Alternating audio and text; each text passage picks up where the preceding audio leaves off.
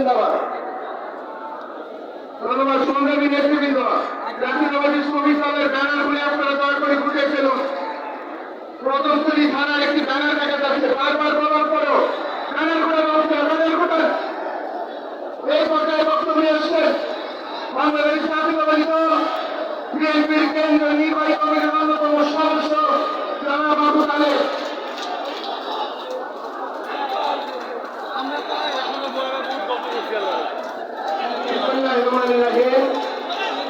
জুলাই আন্দোলনের অন্যতম হটস্পট এই কাঁচাবাড়ি বাসুবাড়ি